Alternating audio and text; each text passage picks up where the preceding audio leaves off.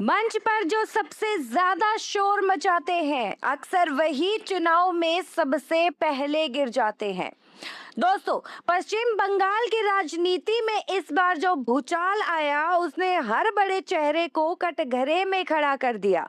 और इस भूचाल के केंद्र में एक नाम बार बार गूंजता रहा, सयानी घोष।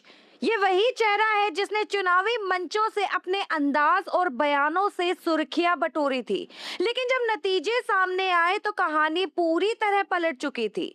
जिस नेता को कभी भीड़ का जुनून समझा गया वही अब हार की सबसे बड़ी वजह के तौर पर चर्चा में है। और यही राजनीति का सबसे निर्मम सच है।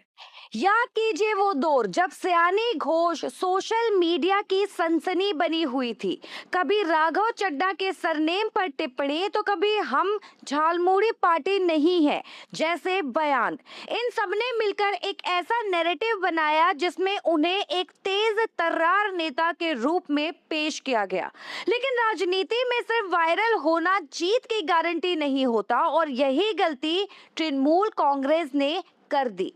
जैसे जैसे चुनावी माहौल गर्माता गया वैसे वैसे मंचों पर एक गाना गूंजने लगा, मेरे दिल में है काबा और आंखों में मदीना। ये गाना सिर्फ एक गाना नहीं था, बल्कि धीरे धीरे ये राजनीतिक हथियार बनता चला गया।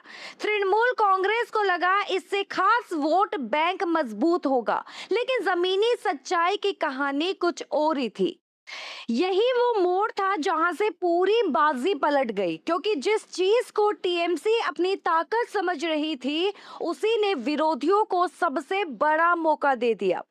भारतीय जनता पार्टी ने इस गाने को सीधा सांस्कृतिक पहचान से जोड़ दिया और इसे बंगाल की अस्मिता पर हमला बताकर पूरे चुनाव का नैरेटिव बदल दिया। ये सिर्फ रणनीति नहीं बल्कि एक स्टिक राजनीतिक वॉर था। जब योगी आदित्यनाथ चुनावी मंच पर उतरे तो उन्होंने सीधे इस मुद्दे को पकड़ लिया और पूरे जोश के साथ कहा कि बंगाल की पहचान काबा से नहीं बल्कि मां काली से है।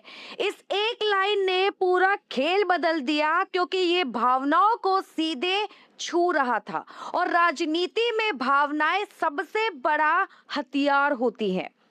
राजनीतिक विश्लेषकों का साफ मानना है कि ये पूरा मामला ध्रुवीकरण का क्लासिक उदाहरण बन गया, जहां एक तरफ तुष्टीकरण का आरोप लगा तो दूसरी तरफ सांस्कृतिक पहचान का मुद्दा खड़ा हो गया। और इसी टकराव में बड़ी संख्या में वोटर एक दिशा में खिसक गए, और टीएमसी को इसका अंदाजा तब हुआ जब बहुत देर हो चुकी थी। हार की आहट मिलते ही शानी घोष ने डैमेज कंट्रोल की कोशिश की, हनुमान चालीसा का पाठ किया। लेकिन राजनीति में समय सबसे बड़ी ताकत होता है, और जब समय निकल जाता है तो कोई भी कोशिश बेअसर हो जाती है।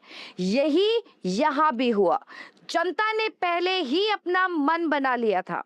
इस पूरे घटनाक्रम पर उमा भारती ने भी तीखा तंज कसा और साफ कहा कि बीजेपी की जीत तो तय थी, लेकिन इस तरह के विवादित गानों ने आग में घी डालने का काम किया। ये बयान सिर्फ तंज नहीं था बल्कि उस रणनीतिक गलती की ओर इशारा था जिसने चुनाव की दिशा बदल दी। नतीजों ने जो तस्वीर दिखाई वो चौंकाने वाली थी। जादवपुर क्षेत्र की 7 विधानसभा सीटों में से सिर्फ एक पर ही बढ़त, बाकी जगहों पर भारी नुकसान। ये आंकड़े सिर्फ हार नहीं बल्कि एक बड़े राजनीतिक संदेश का संकेत थे कि भीड़ और वायरल वीडियो जमीन पर वोट में तब्दील नहीं होते।